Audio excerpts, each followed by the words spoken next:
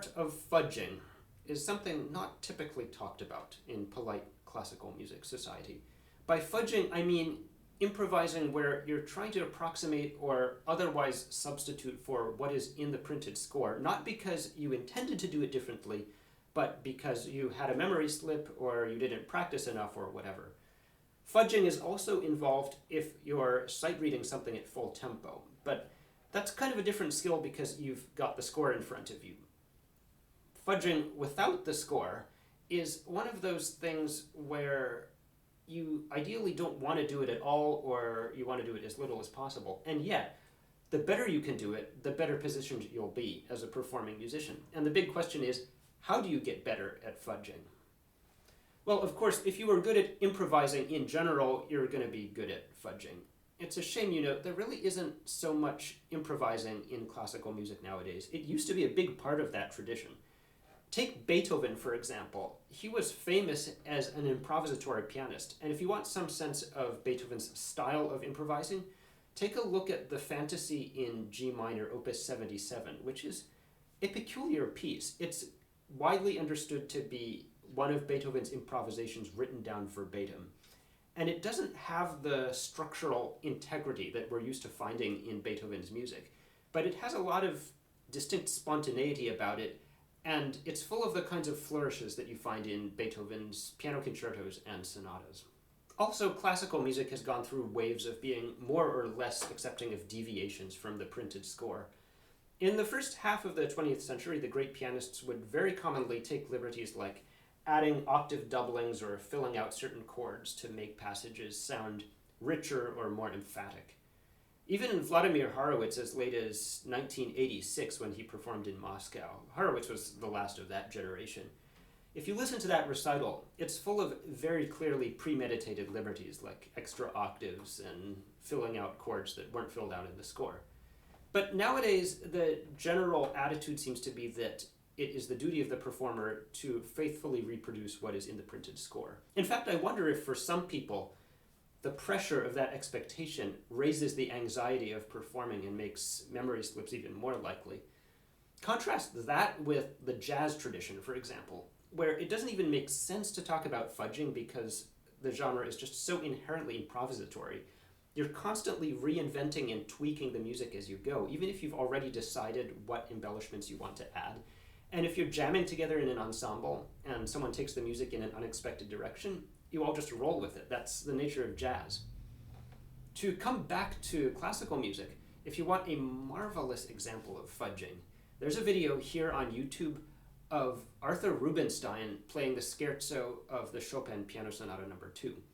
For whatever reason, he just completely blanks, and so he makes up a few measures that are kind of like other Chopin pieces, and then he jumps back a bit to a clear section beginning, and then he plays until the spot where he tripped up. And he still can't remember how it goes. So then he makes up a few extra measures that plausibly bridge the gap between that moment and a passage later on where he's on firmer ground. Now, that is some 9th level black belt fudging right there. How do you get to that point? How do you practice overcoming memory slips? Overcoming memory slips are like you're out driving and you make a wrong turn and you got to find your way back and you don't have a map or a phone or a GPS. Well, okay. If that happens, you could theoretically pull over and ask the guy at the gas station for directions. The musical equivalent of that would be, true story, I just heard Regina Spektor perform in Nashville, and she kind of messed up a bit in a couple of her songs, and she made a joke about it and asked the audience to help her out and sing along. And of course, most of us were fans and we knew the lyrics, so we were happy to oblige. But okay. Supposing you're not allowed to do that, and it is kind of impractical to expect your audience to remind you what are the notes to this big, complicated instrumental piece rather than just some lyrics. And generally, it's going to be a more compelling performance if you can keep going. How do you practice fudging? Well, it comes down to how you go about learning any piece from the beginning. And the important thing is that you get used to thinking like a composer, such that the act of performing becomes an act of recomposing on the spot rather than just regurgitating notes verbatim. And if you think of performing that way, it becomes easier to recompose in a slightly different direction if you have to. And here are a couple of exercises that I've found help one get into that mindset. Number one, as you learn a piece of music, ask yourself for any given passage, what does this music boil down to? What is the harmonic skeleton? And then memorize that alongside the actual piece. For example, here is a Chopin nocturne.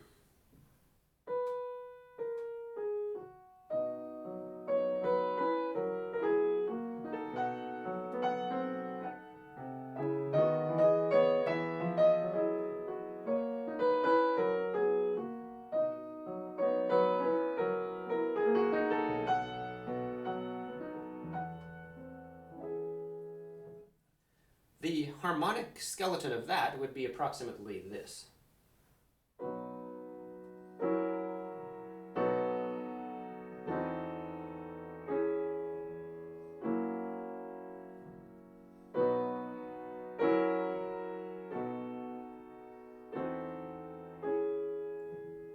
And so on. Now, note that you don't have to have an extensive knowledge of music theory to be able to do this. Mostly you just have to be able to identify major and minor chords, as well as diminished seventh chords, and probably those chords where it's all major thirds stacked. I don't even know what those are called. Once you've memorized the harmonic skeleton, set aside some time to improvise within that. For example, you could just change up the accompaniment and keep the original melody.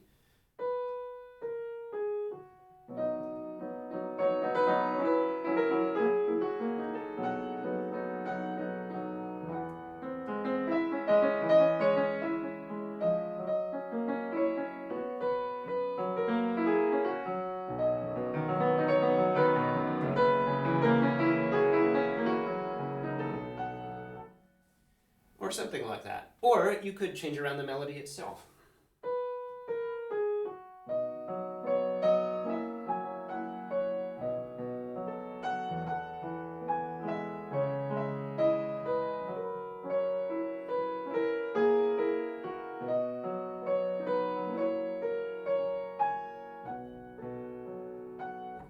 Well, it doesn't sound quite like Chopin, but at least it makes harmonic sense.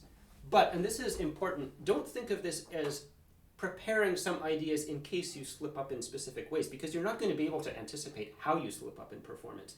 Rather, think of this as just playing around and having fun with the music, such that you're comfortable enough with it that when you do slip up, if you do slip up in performance, then the way you get out of it is just by having fun. Now, this is Chopin, and it's a pretty slow piece, so it's not too hard to fudge your way around that. It's a lot harder to fudge your way around, for example, Bach, because he's so detail-oriented. Take, for example, the opening movement of French Suite number 5.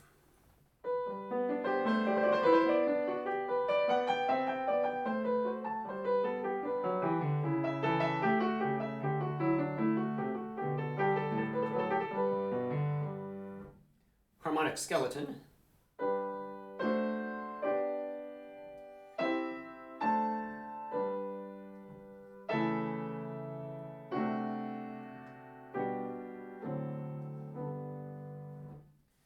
The overwhelming rhythmic sensation you get from this, and from a lot of Bach, is this endless flow of 16th notes.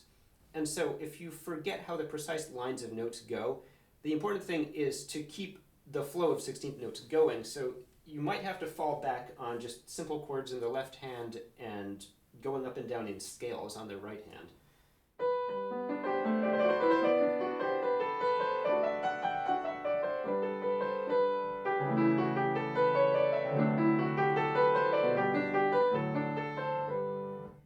Or something like that. Of course, you're probably going to end up diverging from the strict rules of counterpoint, but hey, as long as both hands are playing in the same key, most of the audience probably won't mind. Of course, the easiest thing of all to fudge is something like Beethoven's Eroica variations.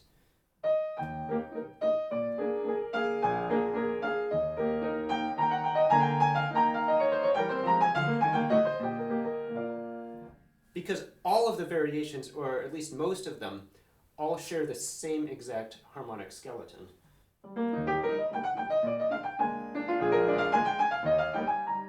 so if you lose your way in one variation, you could probably jump into another variation and substitute a few measures from that, and it wouldn't be too jarring.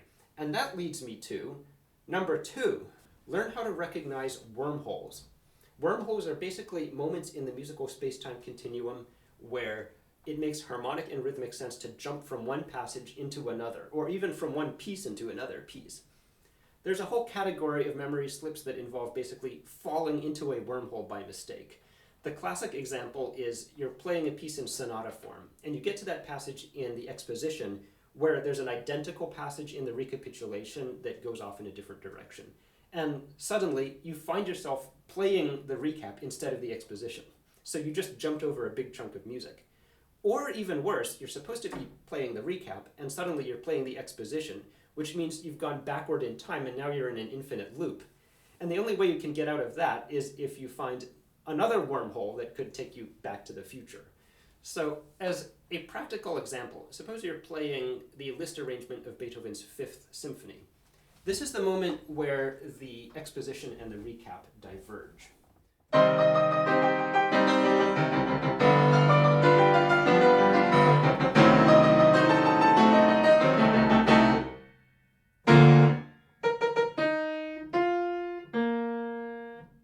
That's the exposition. It ends up in E flat major, whereas in the recap, it does this.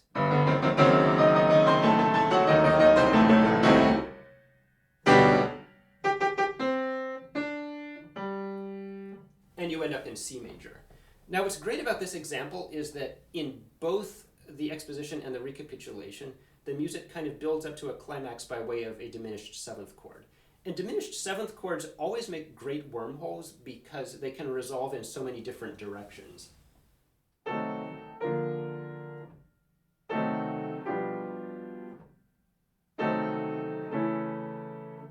And on and on and on. So for example, supposing you were playing the exposition when you really needed to have been playing the recapitulation.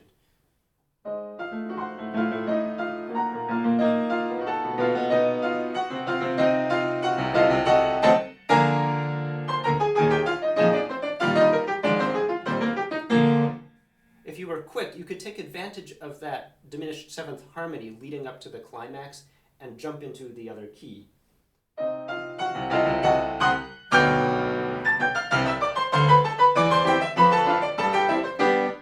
And there you are back home. Or if you're going the other way, that also ends up in a diminished seventh, slightly different way of harmonizing it, but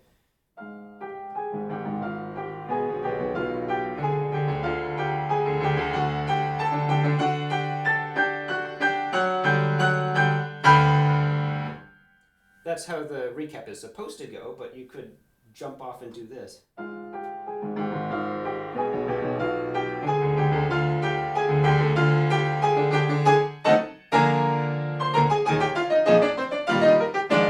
And there you are back at the recap, or the exposition rather. So that's how you make use of wormholes. And the better you are at seeing wormholes, 1, it'll be easier for you to avoid them, and 2, if you do fall into one, then it'll be easier for you to find another one that could get you back. And finally, I just want to warn you, you don't want to overdo this sort of exercise. First of all, fudging is necessarily a less polished way of playing, and you don't want to accustom yourself to playing in a less polished way. Secondly, you don't want to get so used to playing around that you're more likely to get lost in performance. Whatever you do should be with the aim of giving a more polished performance of whatever piece of music you're playing. So that's it for today. I hope this video gave you some ideas. Until next time, I'm Ben, signing off.